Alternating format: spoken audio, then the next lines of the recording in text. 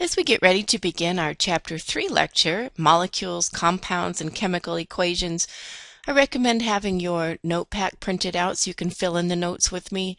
Have a periodic table. We'll be looking up some atomic weights, symbols, and so forth for some calculations. And the mole map you might find handy as well. So just the tools that you might need to be successful in learning about molecules, compounds, and chemical equations. And that really will be the strategy as we start to look at elements and compounds coming together to make molecular or ionic compounds, and then putting together some balanced equations towards the end of our chapter. So elements and compounds, we start to think about elements, which are the simplest form of matter found on our periodic table. Each of the elements, of course, has its own unique symbol, either one or two letters. They combine together to make an almost limitless number of compounds. Elements themselves are typically unstable, except for the few over in the far right, the noble gases, that you're more likely to find them bonded together in a larger structure called compounds. Recall from our classification of matter pyramid from last week's lecture, elements and compounds are both pure forms of matter. They are both called substances. Elements, of course, cannot be broken down any further. Compounds can be broken down into their constituent elements, and that must occur by a chemical change. To give us an example, we see hydrogen and oxygen, the elements represented here. Hydrogen is a diatomic molecule, H2, and oxygen is as well. We find that in nature as O2. You can see that they are listing some physical properties for these two elements. When I bond those two elements together, we get something completely different. We get water, as one example of the way that they can arrange two H's and an O. Liquid water at room temperature, even though it's made up of hydrogen and oxygen, they have completely different properties in terms of physical or chemical properties as the compound they make up. Notice in the far left we have a balloon, hydrogen and oxygen, two diatomic molecules, and that looks like a homogeneous mixture. They are uniformly blended into that container. So they can have any ratio of hydrogen and oxygen. I can put any amount of the red molecules and compared to the white molecules. But on the far right, notice that a compound has a fixed ratio, 2 hydrogen atoms for every 1 oxygen atom. Hydrogen and oxygen elements are gases at room temperature, whereas of course water is a liquid at room temperature. When we start seeing how atoms come together to form compounds, we'll talk about chemical bonds. We'll see that there are 2 major categories of the way elements come together to bond. Compounds that are made of atoms held together by bonds really are nothing more than forces of attractions between atoms. You're looking at a picture of an electron cloud, if you will, coming together to keep 2 bonded nuclei of different atoms together. So chemical bonds, those very strong forces of attraction between atoms.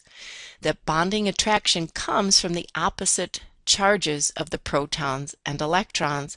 If the blue field is representing a negative electron cloud, the positive field coming from the protons inside of the nuclei, they simply overlap their orbitals and share a pair of electrons. And those opposite charges, we know very strong attraction just from those basic laws of electricity. We begin to discuss bond types. 2 very general categories in the way that elements come together are called ionic and covalent. Ionic bonds result when electrons have been transferred between atoms, resulting in oppositely charged ions that attract each other. Now I want to bring you back to last week's lesson. Protons always stay the same in an atom. Protons give the atom its identity. It's the protons in the nucleus that are referred to as the atomic number. But when atoms form ions, and we even filled out a table together in our notes, atoms form ions which are charged, positively charged ions typically formed from the metals. We discussed lose electrons and form cations, positively charged ions.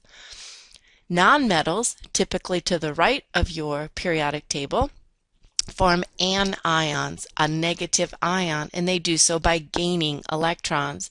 So we start to see this beautiful relationship forming between metals who want to lose electrons and the nonmetals who want to gain electrons, forming ions and forming an ionic bond, an electron transfer from a metal to a nonmetal. The second category is called covalent bonds. Covalent bonds are when atoms share electrons, and they do so by overlapping orbitals to share pairs of electrons. Typically, nonmetal to nonmetal will form a covalent bond, an electron pair being shared. Now this slide is critical, some important notes. Ionic bond, metal to nonmetal, an electron transfer. Covalent bond, nonmetal to nonmetal, sharing electrons. Very important we make the distinction between our two categories of bonds, ionic and covalent. In this slide, we see the formation of an ionic compound. Notice at the left we have an element named sodium. Sodium is in the far left of our periodic table in column number 1. Sodium has a symbol Na. A neutral atom of sodium has 11 positive protons and 11 negative electrons. Atoms are neutral. That is a very unstable arrangement. Recall that every atom wants to have an electron configuration ideal to a noble gas. That one valence electron that sodium has in its outer shell makes it very unstable. The element sodium is a metal. At room temperature you can see it's a solid, silvery looking metal, very soft. You see that it's being cut with just a simple knife there. Look on the far right of this slide. We see chlorine gas, also known as mustard gas. Back in World War II, you can see that mustard-colored glass being contained in that Erlenmeyer flask with a stopper on it. Chlorine exists as a diatomic molecule in nature. A neutral chlorine atom has 17 positive protons, 17 negative electrons. It is in group 7A. Please look at that at your periodic table. Sodium in column 1A, 1 valence electron. Chlorine in group 7A to the far right, 7 valence electrons. We will see that sodium, with a transfer of an electron, forming an ion. Notice what's happened on that slide. Neutral sodium atom goes to an Na+1 ion. The loss of an electron made it become a positive one. Well, where does that electron go? Well, there's chlorine over to the right, wishing it had 18 electrons to become like the noble gas. Put your finger on chlorine and look to the right. The noble gas number 18, argon. By gaining that electron, it becomes a more stable electron arrangement. Sodium ion, loss of an electron. Now listen to this language. Chloride, hear the IDE for the negative. Chloride ion gained an electron. We are forming what's called an ionic bond, where metals lose and nonmetals gain electrons. And in the center, we start to see an arrangement of positive and negative ions. Anions are in green. They're labeled anions. Those are chloride. Cations are positive, and they're labeled as those purple, and they start to form a repeating pattern, a crystalline solid called table salt. So the oppositely charged ions are held together by these electrostatic attractions called ionic bonds, and a crystalline lattice is formed. The sodium metal and the chlorine gas as elements very different than the sodium chloride we commonly call table salt as the compound. So chemical formulas describe these compounds. A compound is very different than the elements that it's made from. So that compound has a distinct substance with its own unique physical and chemical properties. And a compound is composed of atoms of at least 2 or more elements. They describe the compound by describing the number and the type of each atom in its simplest unit. Those units are either molecules or ions, depending on what type of bond it's created from. Each element is represented by its letter. We call it its symbol. And the number of atoms of each element is written to the right of the element as a subscript. If we have just one atom, the 1 as a subscript typically is not written, but it's assumed. We have something known as a polyatomic ion. We'll discuss more in a little bit. Polyatomic ions I ran for you on the back of your periodic table. You should have a chart of the polyatomic ions, and we'll become more and more familiar with them. But they are groups of atoms acting as a unit, carrying a charge. They are placed in a parenthesis. If I need more than one, their subscript goes outside of the parenthesis. Lots and lots of practice coming with that idea. Just saying it for the first time. In these slides, what we're getting used to hearing is how to write a chemical formula.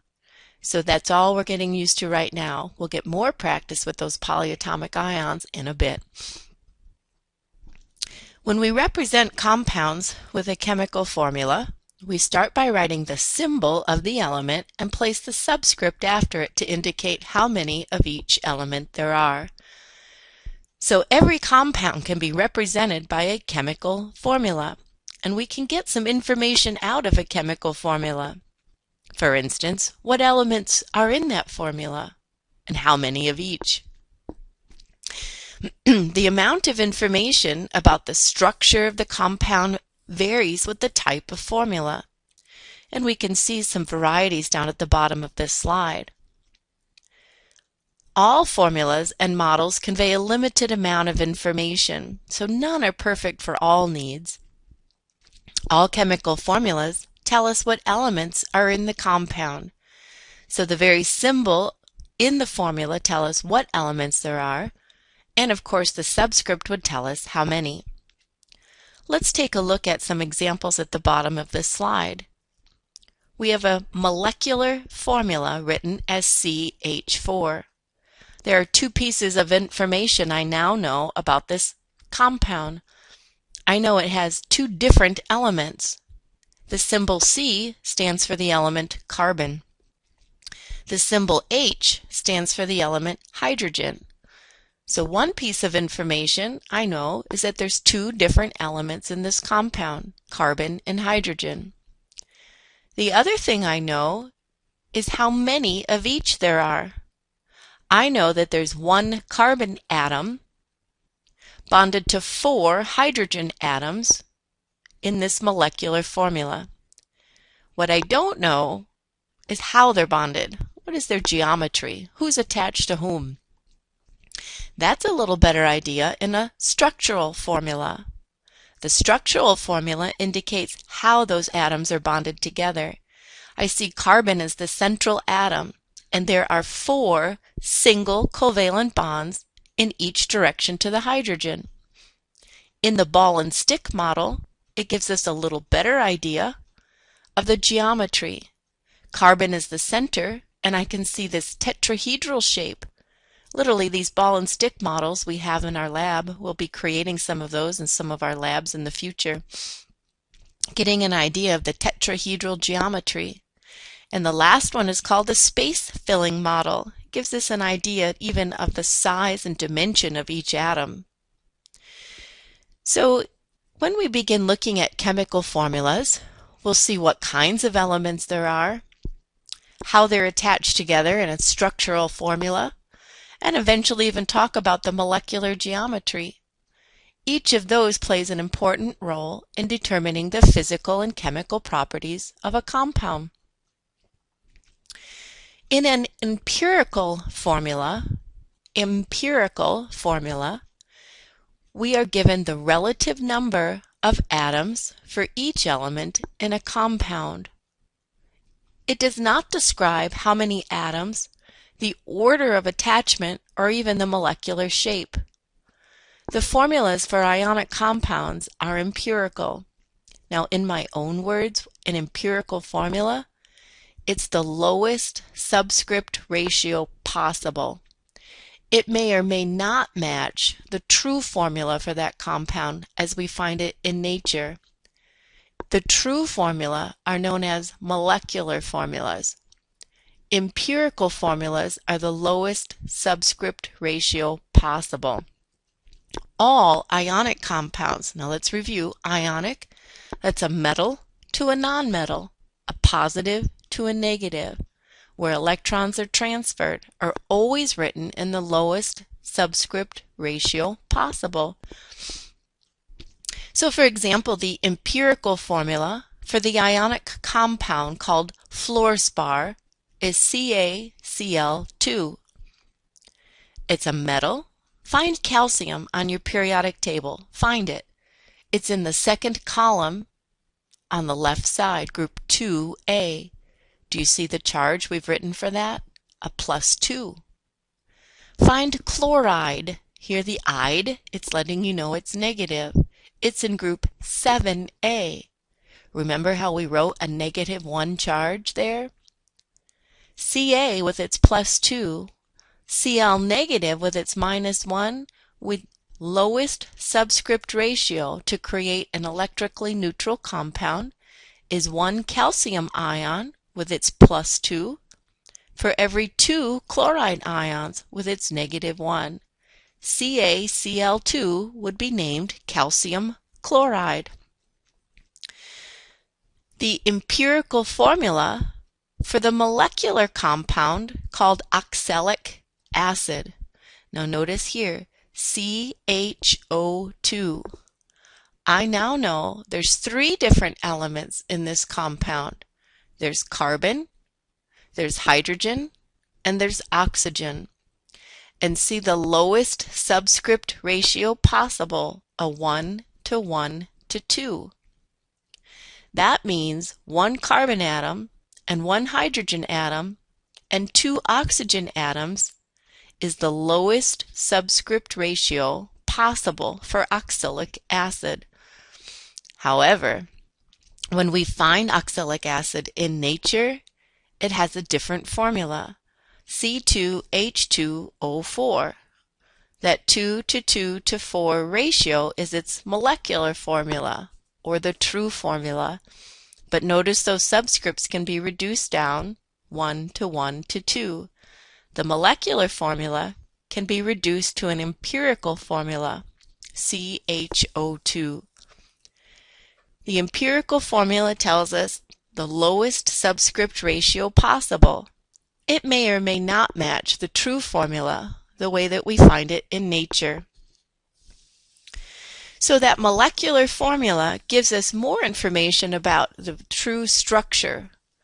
It gives us the actual number of atoms of each element in a molecule of a compound. It doesn't describe the order of attachment. I don't get a 3-dimensional view or in terms of a molecular geometry.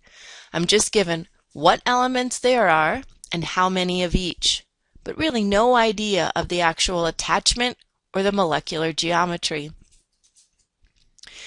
That oxalic acid we talked about on the slide before, with its molecular formula of C2H2O4, we get a better idea with the ball and stick model, as represented on this slide. The 2 carbons are bonded together. Those are the gray. The 4 oxygens represented with the red, and the hydrogens coming off below. Those are the acid hydrogens on oxalic acid. So we can see that there are single bonds, there are double bonds, and there's a carbon backbone in that molecule. The ball and stick model gives us a better idea of the structure of the compound. The empirical formula, the lowest ratio possible. The molecular formula is the true formula, the way it exists in nature. Those may or may not match. And the structural formula gives us an idea of how the atoms are bonded together. We use those solid lines to represent covalent bonds. I'll define that again. A covalent bond between nonmetals who are sharing electrons. We defined earlier ionic bonds and covalent bonds. Ionic bonds, metal to nonmetal with electron transfer. Covalent bonds are shared pairs of electrons between nonmetals. And a solid line is going to represent a single shared pair of electrons. So that structural formula, using solid lines to represent these bonds, give us an indication of how atoms in a molecule are connected to each other. It does not directly describe its three-dimensional shape. We call that molecular geometry. But as an experienced chemist, you can make a good guess at it. And again, those physical and chemical properties are so determined by the shape of a molecule. Each line describes the number of electrons in the shared pair of those bonded atoms. If you see a single line, we call that a single covalent bond. Two shared electrons, one shared pair, or two electrons. If you see a double line, that's called a double covalent bond, two shared pairs, or four electrons. And a triple line represents a triple covalent bond, three shared pairs, or six electrons. We can have single bonds, double bonds, or triple bonds, but we don't have anything larger. In this structural formula of oxalic acid, we talked about the carbon backbone. Carbon being bonded to another carbon by a single bond, one shared pair. I see two double bonds in this compound. Carbon going up to the oxygen has a double bond in each case. A double bond is two shared pairs or four electrons. We also have single bonds going to the opposite sides of the oxygen and hydrogen. The structural formula and the ball and stick model give us more information in terms of molecular structure.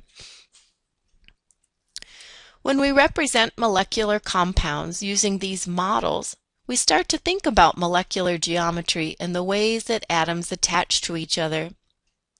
So when we represent compounds in terms of molecular models, these models show the three-dimensional structure along with all other information given in the structural formula. A model really is just an idea of how atoms are put together to create a larger structure called a compound. With the ball and stick models, we use balls to represent the atoms and sticks to represent the attachments between them. In our kits in the lab, the ball and stick are made of wood, or we have more current ones that are actually made of plastic, and we use springs. So just a variety of models. In space-filling models, we use interconnected spheres to show the electron clouds of atoms connecting together. So the ball and stick model, really what we have in our kits, and you can see a little bit different information in terms of electron clouds with the space-filling model, and the ball and stick model giving us a little better view of the molecular geometry and the dimensions that the atoms attach to it. So different information. Sometimes space-filling models provide more information. Sometimes just a simple structural formula is all you need to figure out the lowest subscript ratio, called empirical formulas, or its molecular formula, the way we find it in nature. Here's some compounds called benzene, acetylene, glucose, and ammonia. We'll talk about benzene. Benzene, in nature, the way we truly find it, its molecular formula, C6 H6. Notice that 6 to 6 subscript ratio can be broken down lower. A 6 to 6 written in an empirical form, one of each. So the empirical formula of benzene is CH. Now it's a cyclic structure. Notice the carbon backbone is a 6-sided ring. Notice also it has alternating double, single, all the way around. The carbon in a ring and then the 6 hydrogen, one coming off of each carbon in a single bond. This structure with its alternating single double bond exhibits something we'll later learn is called resonance, and it's an aromatic hydrocarbon. Acetylene, C2H2, blowtorch gas, C2H2, has an empirical formula written in the lowest ratio possible of CH. Acetylene and benzene have the same empirical formula, but very, very different physical properties. Acetylene, C2H2, has a triple bond in the carbon backbone. There are 3 shared pairs of electrons in the hydrocarbon and single bonds coming off of the H. Notice this structure is linear in its molecular geometry, just a nice straight line with bond angles of 180 degrees. Glucose you might have recognized as blood sugar, C6H12O6. Its true molecular formula, the way we actually find it in nature, in our bodies for instance, a 6 to 12 to 6 subscript ratio. But that can be reduced to a lower form, its empirical formula, CH2O, a 1 to 2 to 1 subscript ratio. Look at the structural formula and you again see the carbon backbone. Those 6 carbons connected together. We have OH groups coming off of each of the carbon. And we have a hydrogen coming off of each of the carbon. And at the very top we have a single double bond between the one double bond between the carbon and the oxygen up at the top end. A ball and stick model and also the space filling model show a very complex structure for the molecule called glucose. And ammonia, a common household cleansing agent, NH3, notice here its molecular formula and empirical formula are indeed the same. In nature, ammonia really is 3 H's bonded to one N. It cannot be reduced any further, so the molecular and empirical formula indeed are the same. Nitrogen is the central atom with 3 hydrogens all connected by a single bond.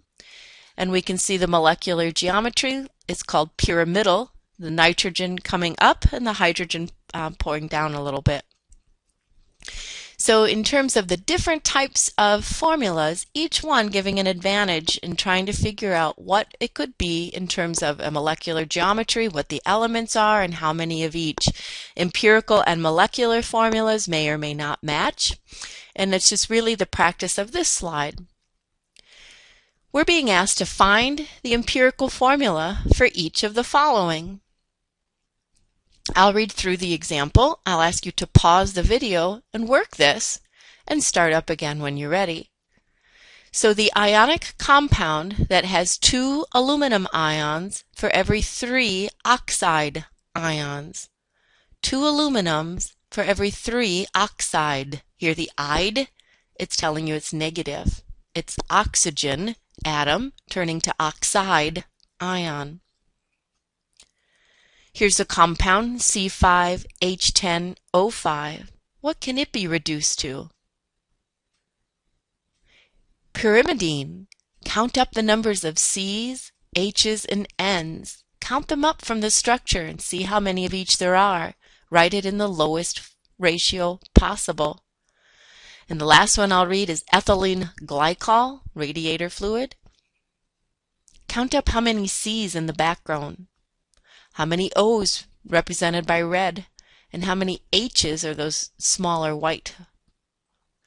Pause the video and take a guess. We'll check together.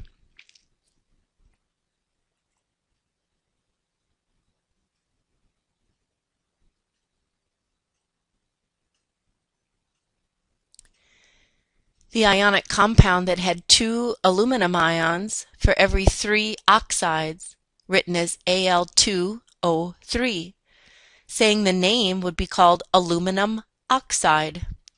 2 aluminums for every 3 oxides, that 2:3 ratio cannot be reduced down. So Al2O3, that formula unit for that ionic compound. C5H10O5, that 5 to 10 to 5, simplified as a 1 to 2 to 1 ratio, CH2O. In the next cyclic structure, you counted 1, 2, 3, 4 carbons, you counted 2 nitrogens, and you counted 4 hydrogens. But the lowest ratio possible, C2H2N. An ethylene glycol in the lowest ratio possible. Now I know you had 2 carbons, 2 oxygens, and 6 hydrogens in the structure, but you wrote that as CH3O. Typically, you'll write your carbons first, then your hydrogens, and then whatever other element is left over. That's typically how you'll see these hydrocarbons written. C's, then H's, then whatever else there is. Alrighty. So again, if you wrote yours in a different order, that's okay.